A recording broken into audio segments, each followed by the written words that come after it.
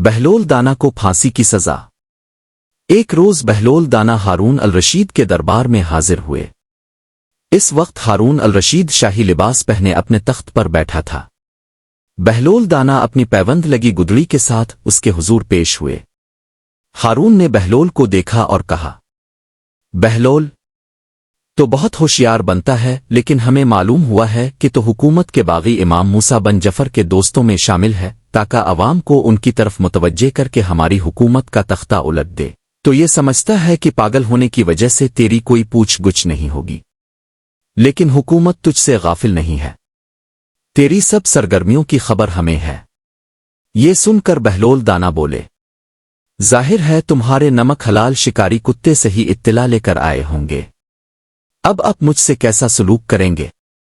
بھرے دربار میں یہ بات سن کر ہارون الرشید کو سخت طیش آ گیا۔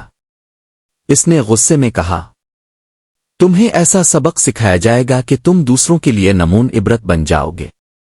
یہ کہہ کر اس نے اپنے غلام کو پکارا، مسرور، لے جاؤ اس گستاخ کو، اس کے کپڑے اتار لو، اس پر گدھے کی کھال ڈال دو، اس کے منہ میں لگام دو، اسے محل اور حرم سرا میں پیراؤ، اور پھر میرے سامنے اس کا سر قلم کر دو۔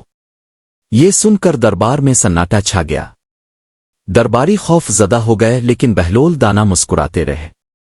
مسرور آگے بڑھا، اس نے بہلول کی گدڑی کھینچ کر الگ پھینک دی، ان کا بوسیدہ لباس اتار کر ان پر گدھے کی کھال ڈال دی، ان کے منہ میں لگام ڈالی اور انہیں کھینچتا ہوا محل اور حرم سرا کی طرف لے گیا۔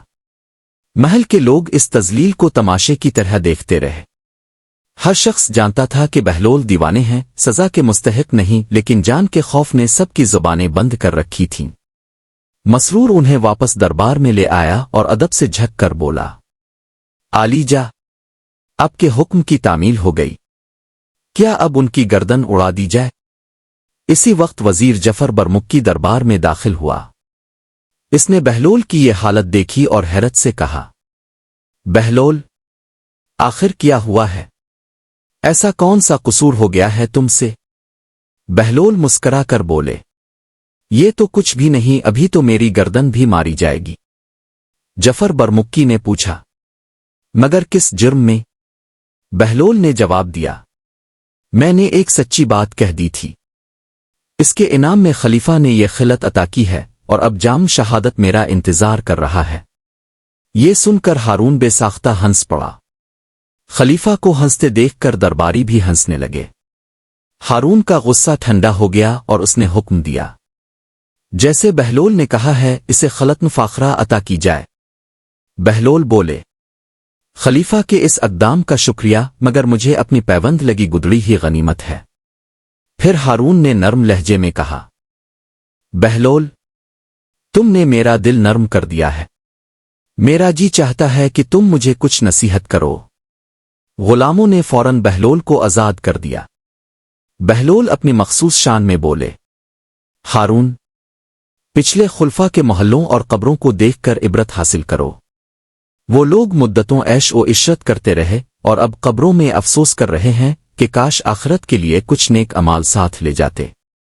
ہم سب کو بھی ایک دن اسی انجام کو پہنچنا ہے۔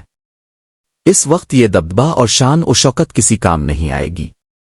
ہارون پر لرزہ طاری ہو گیا اور اس نے کہا، بہلول، کچھ ایسے اعمال بتاؤ جن سے اللہ مجھ سے خوش ہو جائے۔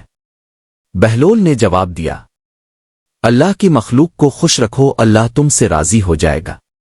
ہارون نے پوچھا، خلق خدا کو کس طرح خوش رکھا جا سکتا ہے؟